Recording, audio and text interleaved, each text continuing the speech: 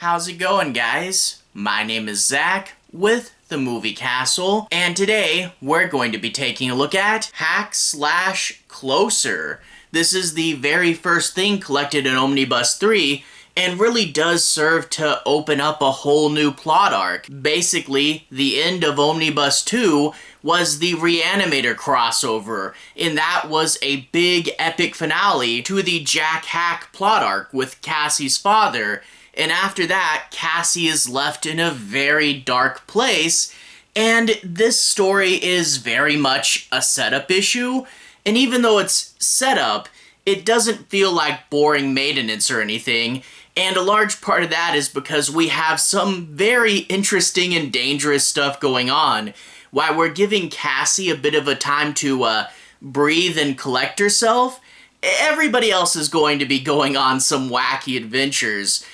Corey and Lisa are going to be the first ones to encounter the Neph warrior, and that is very dangerous. She's a big threat, and her not going to Cassie and Vlad, but going to these two who really aren't combat ready, it's a good bit of tension. Plus, we actually get a whole bunch of character development for Pooch, and it really does play into a really cool sequence.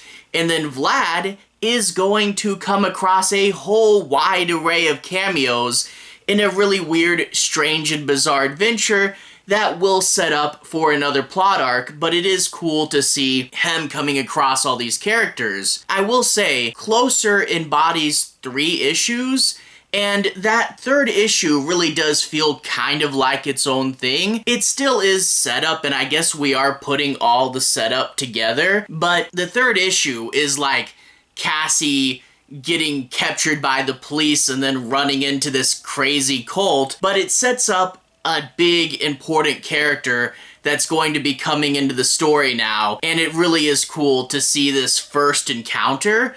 Overall, some really good stuff in here. Like I said, it's predominantly setup, but it is putting our characters in this weird, intense situation, and there's some really fun ideas in here, and it really gets you hyped up for what will be coming in the rest of Omnibus 3, and I really can't wait for that as well. But anyway, without further ado, let's switch to the close-up camera. I'll show you guys some of the story and the art. I'll be avoiding major spoilers, but without further ado, let's switch to the close-up camera. Alright, here we are inside the castle, taking a closer look at Hack/Closer. Once again, this is the very first thing collected in Omnibus 3, so let's bring this closer to the camera. As always, writer is Tim Seeley. Flip it to the table of contents, and we can see that Closer is issues 18 through 20, with art by Emily Stone and Kevin Mellon. And the very next page is going to be the cover. I really do like this cover. Really magazine and stylish, but then you pan to the bottom and you see she's holding a severed head. Really cool. Anyway, after that we get into the story proper. I'm not going to be doing any major spoilers. I do want to say my piece on a few plot points and make sure you guys have a basic understanding as to what the story's about. I'll just be avoiding the end. Anyway, we open up with Vlad pulling over to get some gas. They've been in their van for quite a while, and it turns out Cassie's been in a semi-catatonic state, and she hasn't said a word in over 14 hours. Vlad doesn't know what to do, so he decides to call Georgia. He doesn't know how to help her, but he knows that Georgia can. We get a really good scene where Cassie just wanders into this hot tub covered in blood and creeps out the local family. Yeah, really kind of shows her mental state there. But Georgia rushes in, and suddenly, Cassie's able to talk. She's really glad to see Georgia, and the two have a big hug, and Vlad decides to step out. I really do like where this puts Vlad. He is sad, he doesn't know what to do, and he attempts to go to the bar and drink alcohol. He doesn't really know much about it, but he knows this is kind of what you're supposed to do. And I really do like how he comes off like he is jealous and he is sad, but it's from a very earned and understood place. he is with Cassie all the time on the road. Why couldn't he be the friend that she needed right now? Well, I guess different friends serve different purposes, but he's really sad that he couldn't drag Cassie out of this and Georgia could. And what place does he have in their friendship? Well, can't really think about that too long because for some reason the bartender turned into a robot. And we flip the page to this really cool double page splash. Vlad is being attacked by a ton of cameos. Some of my favorite are up here. We get to see Bunny Girl and Mr. Hell, who were from Tim Seeley's previous comic, as well as the Toxic Avenger is there. That's so cool. Vlad has to do a bit of fighting with all these people who somehow just say kill you and nothing else. And then even Milk and Cheese show up. You remember them from Interlude. Well, they have their own comic, but they showed up previously in Interlude, and it's really cool to see them coming back again. Well, while Vlad's dealing with all that insanity, we check back in with Cassie, and it turns out part of the reason why she couldn't talk to him is because she's thinking about leaving the slasher hunting game.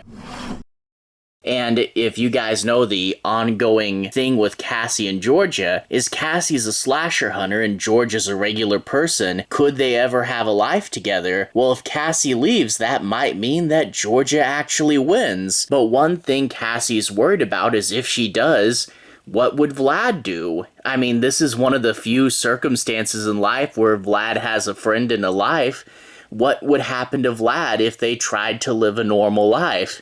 I do like how we get these two pages literally side by side, her in the hotel room and him fighting wacky cartoon monsters. It's a cool bit of contrast right there. But that's not the only thing going on with this issue. We see Chris and Pooch there. He's letting Pooch out, and it turns out that Lisa's ex-boyfriend is showing up in a drunken state. The police will show up to haul them off, but it turns out he's stepped in Pooch's excrement, and someone very dangerous is looking for Pooch. But yeah, while all this stuff is going on with Cassie and Vlad, the real tension is back with Chris and Lisa. We get to see they threw the ex-boyfriend's arm through the window, and that's where they meet the Neff warrior. And yeah, we got Pooch and we got two essentially regular civilians. They are quite outnumbered. But in addition to the physical threat, which is a good amount of tension, we get to see character development for Pooch as he jumps out the window, but then realizes maybe he is loyal to his new master. Maybe he does want to go back and fight. But of course, what can poor Pooch do? Well, they actually think of some pretty clever ways to go up against this lady. I won't spoil them, but you would think that any hope in a fight would be unrealistic, but Pooch is a clever boy. And also, I do really love getting to hear his dialogue. You can tell that Tim Seeley really liked writing for Pooch there. But yeah, this whole situation with her is super intense, and I really do love it. It is a super big, super dangerous situation, and yeah, this is the driving force of this part of the comic. I should touch a little bit on the last issue.